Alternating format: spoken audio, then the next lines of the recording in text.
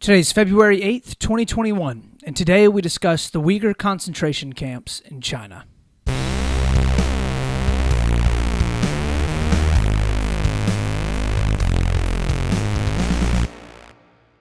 Welcome back, Split the Difference friends and Split the Difference family. We got another fantastic episode for you here today on Split the Difference podcast.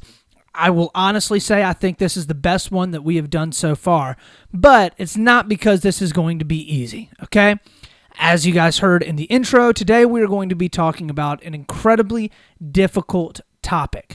Normally, when there are a bit of slower news weeks where there's not a ton going on, there's not a bunch of political divisiveness and whatnot happening in politics here in the United States, I try to cover a subject that hopefully will be beneficial to a lot of people that maybe people don't know as much about, and that in the end, people can get a little bit more educated about, and hopefully it leads to better conversations with other people in the future. And, maybe it just helps to enlighten you a little bit about different situations that are happening either throughout history or throughout the world. Today, I chose this topic very specifically because I think that it is a topic that needs to be discussed much, much more. We've heard very, very small amounts of news headlines about it over the past year to maybe 2 or 3 years. And some people may have absolutely no idea what I'm talking about when I say that there are literal concentration camps of Uighur Muslims in China. Well, I want for this conversation to be beneficial to y'all if it's something that you enjoy, and if this type of conversation type of podcast detailing out a bit more specific situations that are happening in the world is beneficial for you and you like it, you want to see more of that content, please let me know because that goes a very long way in helping me figuring out and curating content that y'all will enjoy and hopefully find of benefit to you. So before we totally hop in and get started in on this topic, I want to go ahead and say up front, I will talk through things in this podcast that are incredibly difficult to hear, okay? They're difficult in many, many different ways, but there will be topics about sexual abuse that is happening. There will be topics about violence that are happening in China right now. And I want to give that warning up front because it either is something you may not want small kids to be listening to, but it may also be something that is very difficult for you to hear as well. And I want to be respectful of that if I can and let you know ahead of time before I get into the story that you may, need to guard your heart a little bit before listening into some of the topics that we're going to talk about. So with all of that having been said, let's go ahead and hop into our first story and our only story number 1. So, over the past 5 to 7 years, some of you may have heard about concentration camps or internment camps or specific things that are happening in China to a very, somewhat small minority group of Muslims living in a northwestern province of China, okay? Many of you have probably seen the name of these. The Uighur Muslims is how I've heard it pronounced in multiple different places. It's spelled Uighurs or Uighurs. I'm sure some of you may have seen headlines around this, or maybe have heard people talk a little bit about it. You may not know or are incredibly informed about it, or you may be more informed than even I am about this. Maybe it's something you've studied extensively about.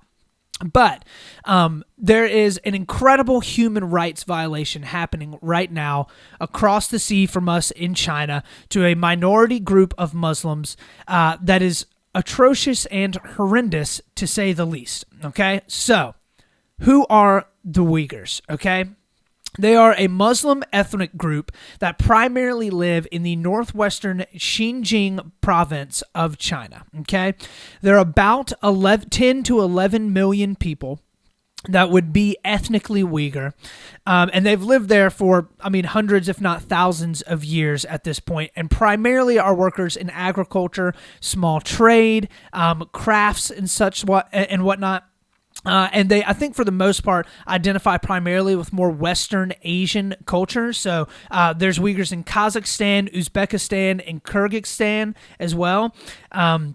I think the primarily these groups of people kind of got established where they are currently as a result of historically where the Silk Road was. And if you don't know what the Silk Road was, it was an incredibly powerful trade route that China constructed and built that basically connected Rome and the Western world with China, okay? And it's called the Silk Road because a lot of more Western countries and Western cultures loved silk, the silk that China produced. So China produced a beautiful type of silk that was then, traded for a lot of money over into the Western world, and it was all done along this very thousands-mile track and trading route called the Silk Road. So the Uighur Muslims kind of got established along the Silk Road in Western Asia hundreds and hundreds of years ago and have been there ever since. They have their own language called the Uighur language.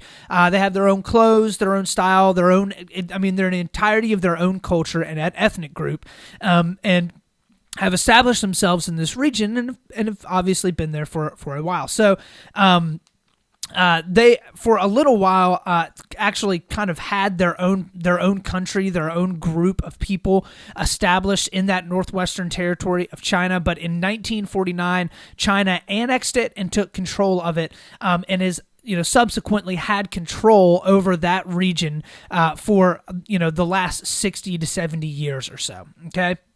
So, over the years since the annexation happened of the, and I apologize if I'm pronouncing this wrong. If you know how to pronounce the province of China properly, please let me know. But I believe it is pronounced the Xinjiang province of China.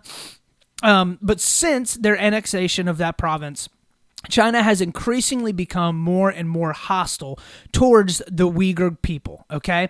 Much of this was economic. So especially looking in the 70s, the 80s, and then up into the 90s a bit, much of what China was doing was not allowing these people to trade well, not allowing them to make the money that they need in order to be able to provide for their families, and in a lot of ways kind of pushing them more towards abject poverty because, and we'll talk about this a little bit kind of throughout the podcast today, but communist regimes do not like religion, okay?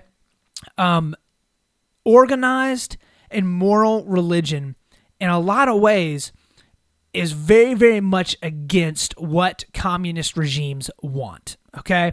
And a lot of that has to do with a communist government wants, in a lot of ways, for the government to be the sole sovereign, okay, in your life. If you are Muslim and your allegiance is to Allah, then that means that you primarily have allegiance to Allah, okay? You do not have primary allegiance to Xi Jinping, the president of China, okay?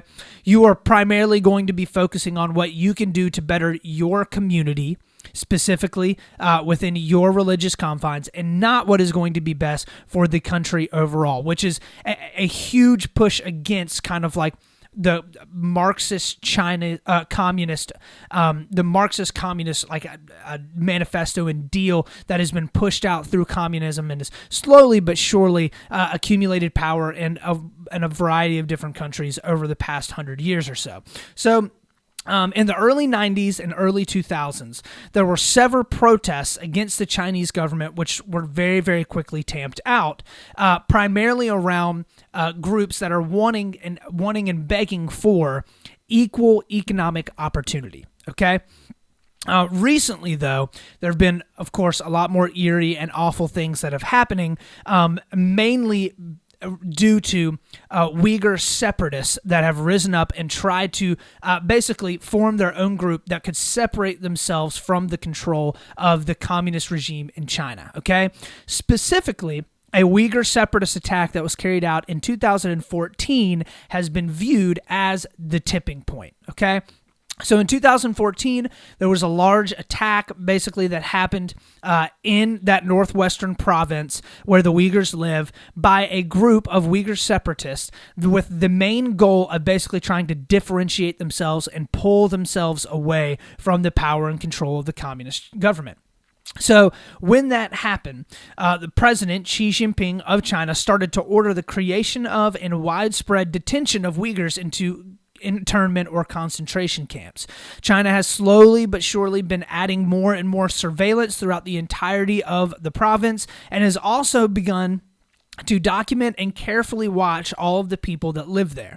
So that's being done through video surveillance. That's being done through the accumulation of data around DNA, right? There actually were a couple videos coming out a couple years ago of the Chinese government swabbing the saliva and the inside of the mouths of a lot of Uighur Muslims in that province, specifically to try and push them to a place where they have total control over everything that these people are doing. They know where they're going. They know how much money they're spending. They know who they're talking to. They know the language that they're speaking. And the purpose of this, obviously, is for control, right? China wants to be able to control these people. And China has said, they've now formally acknowledged that there are, in fact, they're calling them re-education camps. But the purpose behind these re-education camps is to basically re-educate the Uighur Muslims to become Chinese, to indoctrinate them into the communist China agenda, okay? Which is scary, to say the least. But many of the early arrests of the Muslim people were for people that China viewed that were going against the government, okay, and trying to stir up unrest. The purpose of the camps initially, like I said, was, I don't necessarily, and maybe I could be wrong, but from what I've been able to read and gather, the initial purpose of the camp was basically to brainwash people into the communist, China thing that they're pushing right now, right, through the government in China. It wasn't necessarily to be what it is right now. Maybe that was the initial purpose. I don't know.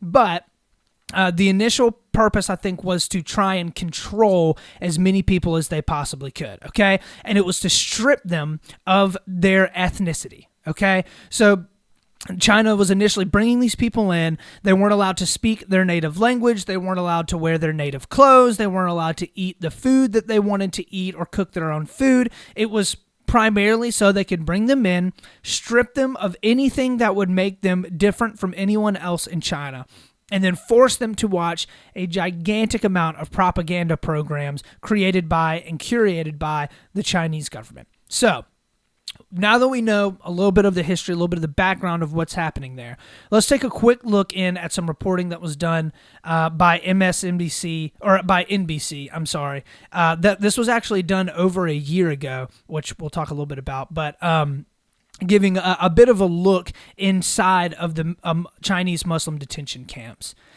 So let's hop in and take a look at this now. We've seen China's Muslim re-education camps the way the Chinese wanted us to see them on a tightly controlled tour earlier this year. And we've seen glimpses from leaked videos like this one. China says the camps stop Muslim Uyghurs from becoming extremists and offer free job training. But now an inside look in the Chinese government's own words. A leaked 9-page memo reads like a how-to manual, telling officials to strictly implement measures to prevent escape. That means 24/7 video surveillance, watchtowers, and double-locked doors. The headline is, "We're doing something really nasty to a lot of people and it's secret."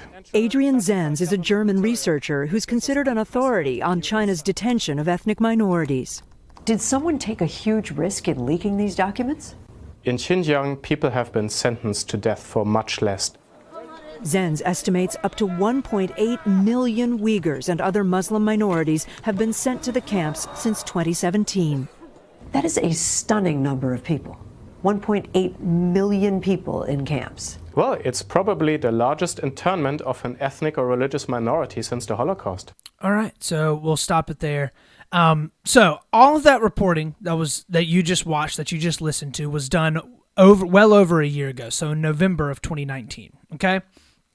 And this happened after there were some leaked documents that detailed the current Chinese movements towards bringing all of these Uyghurs into concentration camps, basically outlining what you need to do in order to re-educate or indoctrinate these Uyghur Muslims into the communist China, falling into line to what communist China wants, okay?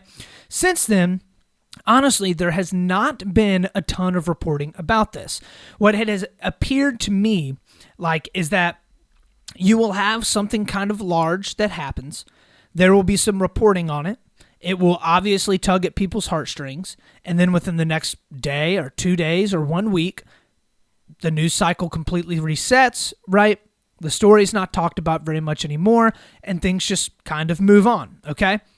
Since this was reported in late 2019, honestly, a lot of the reporting on it has been incredibly sparse.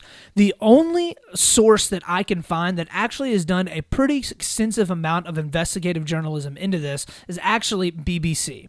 And I will talk a good bit about a BBC article that was released late last week that actually informed a good bit of the research that I had done coming into this podcast, and also I will link it in the show notes so that y'all can read it as well. But it details an absolutely harrowing account of a woman that had escaped from the Uighur concentration camps in China and is then telling her story as to what she saw and what went on. It is disturbing to say the least.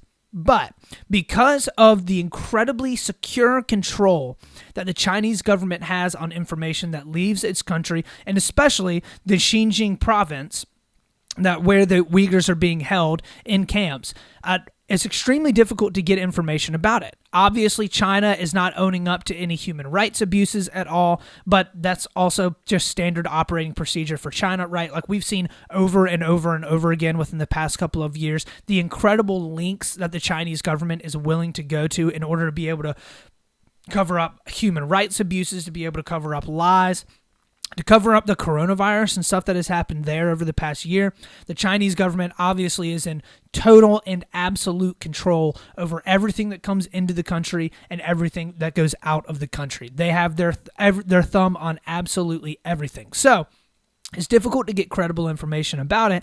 And for the most part, a lot of the information that we currently have is either A, from a very, very, very sparse amount of leaked documents, which would be incredibly difficult to leak, not only because you're sending it out of China, but also because of the incredible ramifications that would happen to you if you actually did leak something as a Chinese government official or as someone that is living and working in China.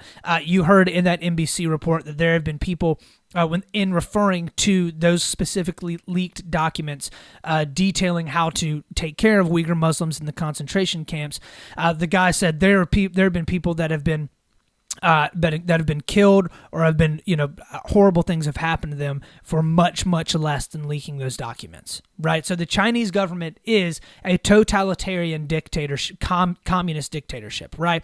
And what comes along with that is horrible human rights abuses and obviously the total squelching of any and all information that would be coming out that would be viewed as negative to the Chinese government. So, like I said, BBC has done a good bit of reporting on this, and last week, BBC released a report of a woman that was absolutely brutal to read through, but is incredibly important. So, a little bit about the story of this woman and basically what this specific article in investigative journalism goes through and talks about.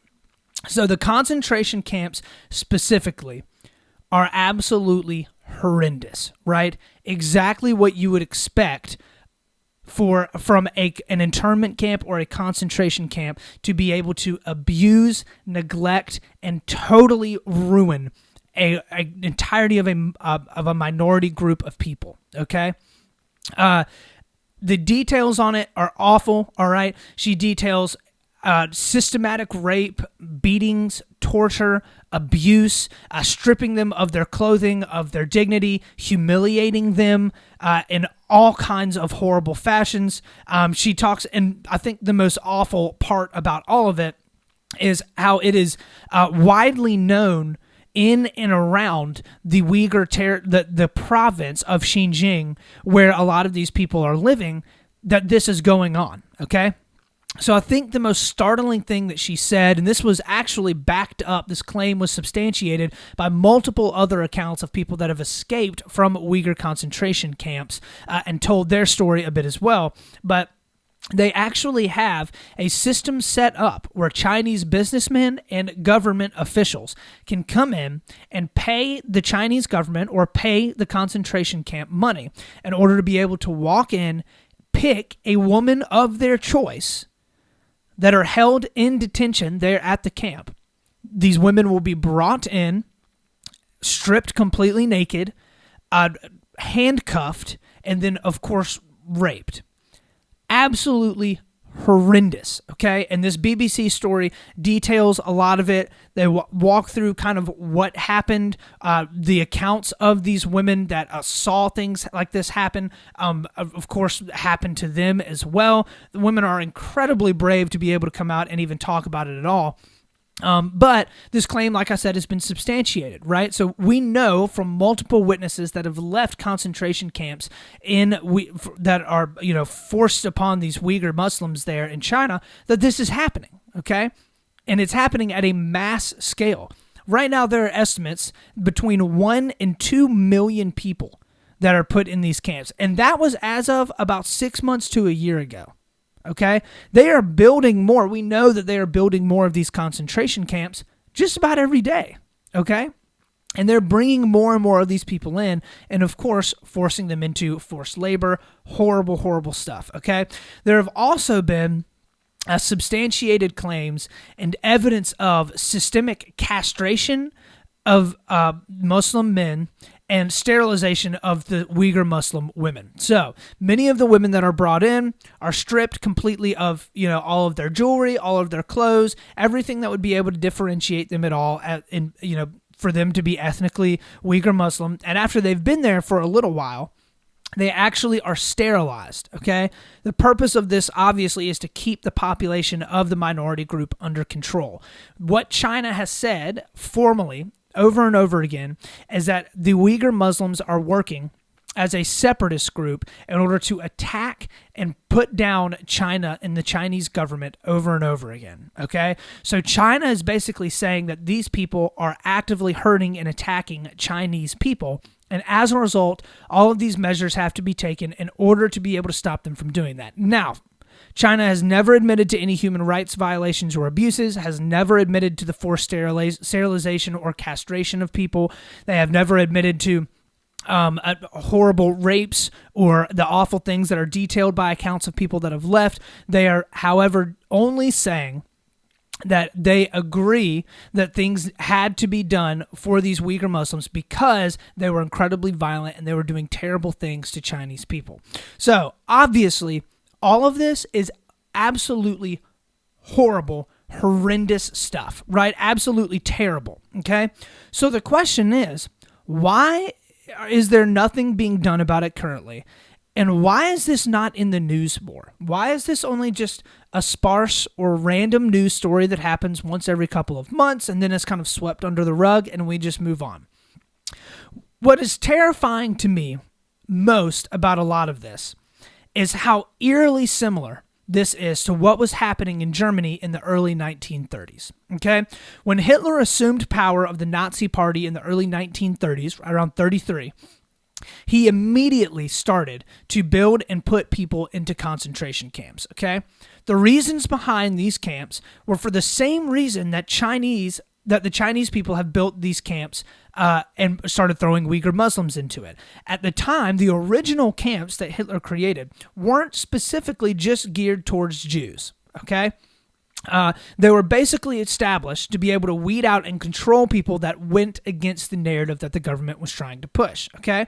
Many countries throughout Europe started to slowly but surely hear the cries of people being treated in absolutely horrendous ways. But I think it's important to realize the first concentration camps that were done weren't the ones that were being built out. The early camps weren't being built out to be able to gas massive amounts of people or burn massive amounts of people, okay? The original camps actually weren't doing the incredible amount of killing that you saw later on in Nazi Germany. They originally were there in order to re-educate populations and indoctrinate them into the fascist Nazi agenda, okay? It was all propaganda. Blaming a group of people, whether it be Jews, whether it be gypsies, whether it be homeless people, doesn't matter who they were, in order to blame those people for the problems that were happening in and around Germany at the time in the 1930s, and of course, in order to be able to convince the other people, the other Germans, that these people were bad and that they needed to be taken away in order for the betterment of Germany to come to fruition. So, Many countries in Europe started to slowly but surely realize horrible stuff was happening. And through the rest of the 1930s, it became pretty much common knowledge that these camps existed, okay? The only reason why most of Europe started to get involved and jump in was because Germany started attacking everyone around it. They started to try and imperialize all of Western Europe. So it invaded Poland, it invaded Belgium, it eventually invaded France, right? All of these countries around Germany started to be attacked by Germany. And so they were all like, all right, okay, well, we've got to fight back. And when they started fighting back, when they started to attack Germany back and take back some of the territories that Germany had won, they went in and saw a lot of the atrocities that had happened. The scary thing is right now is that China does not appear to have the exact same motives that Germany had in the 1930s, okay? Hitler was very, very, very open about his willingness and longing for spreading Germany throughout the entire world. He wanted to conquer the entire world.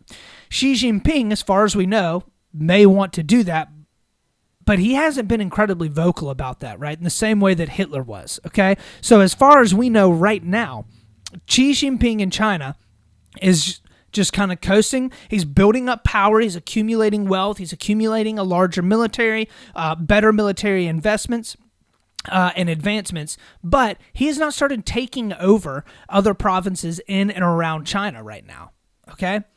He's kind of, I think, maybe just sitting back and biding his time. So China is oppressing these people, but no one wants to step in and do anything about it, okay? Because of the manufacturing and the economic might of China right now, countries are literally refusing to place heavy sanctions on or tariffs on China because of what it would do to the world economy. It truly is terrifying. We have countries right now like the United States, like Russia, like the UK, like France and Germany, Australia, all of these larger, economic powers in the world know what is happening right now in China.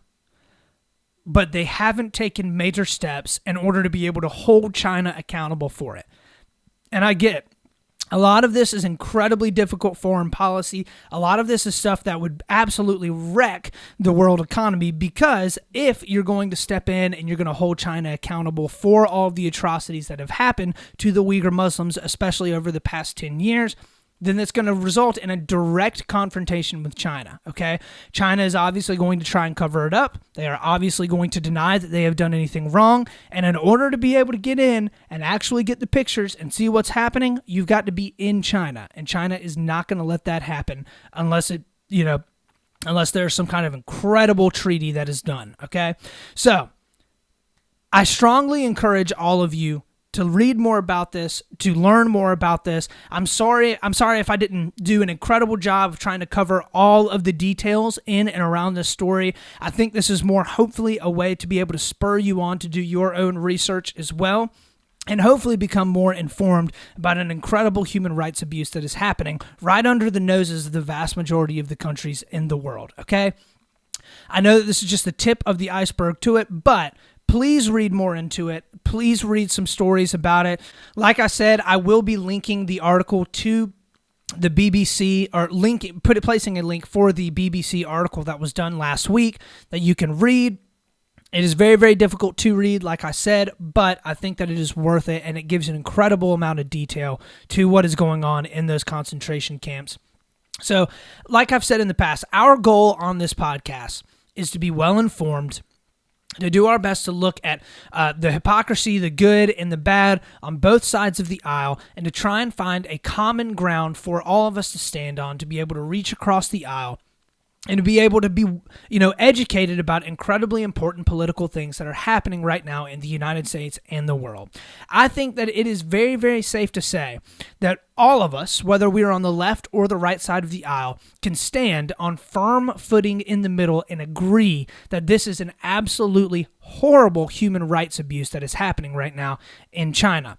And it is our duty as members of this world, okay, as Americans and as people of this world, to step up and to spread the information around, if possible, of horrible human rights atrocities that are happening, and hopefully make the movement towards change actually coming out, okay? I hope that happens with all of this. I really, really hope And eventually China comes forward with all the stuff that's happening, and we're able to, figure out ways to be able to rehabilitate and help the Uighur Muslim people.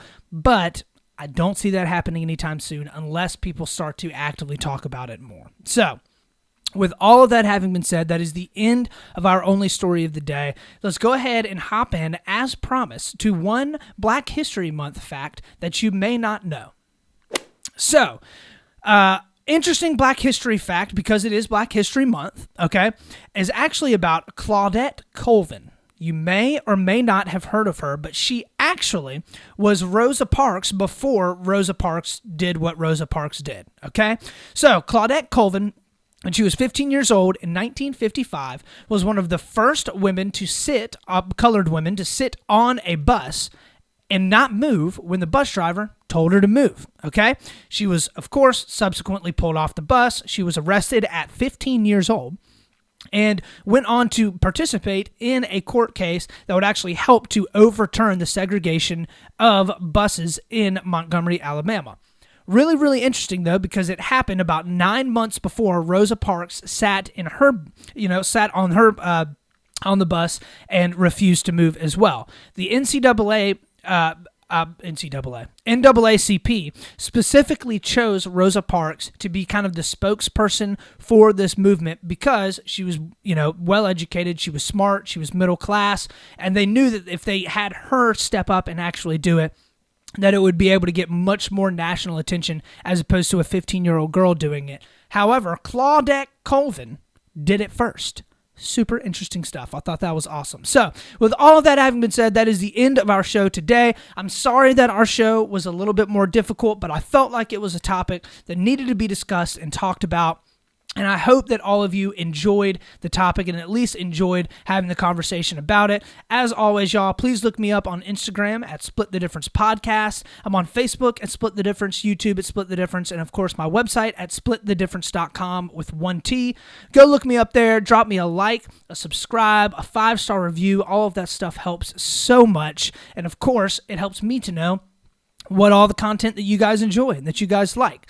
So as always, y'all, remember, we're going to do our best to be level-headed. We're always going to stay reasonable. And, of course, we're going to split the difference. This is Austin Taylor.